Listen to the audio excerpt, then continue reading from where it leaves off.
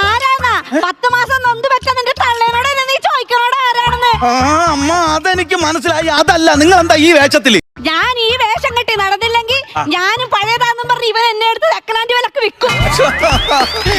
Business അല്ലേ?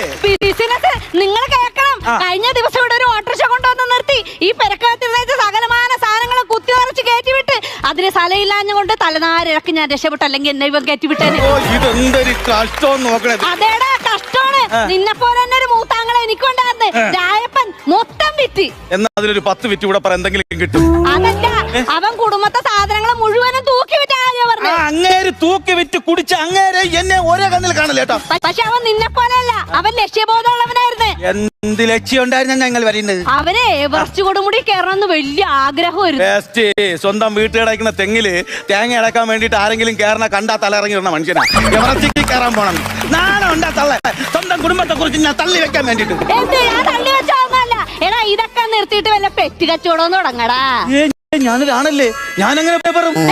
എടാ നീ പെറ്റിട്ട് കൊച്ചിങ്ങടുത്ത് വിൽക്കണ കാര്യമല്ല. ഈ പട്ടി പൂച്ച അങ്ങനത്തെ പശി മൃഗാദികളെയൊക്കെ വിൽക്കണ കച്ചവടം ഇല്ലേ? അതാവുമ്പോ നിന്റെ തത്തേനും കിട്ടണ വിലക്ക് തൂക്കി അങ്ങോട്ട് വിൽക്കാം.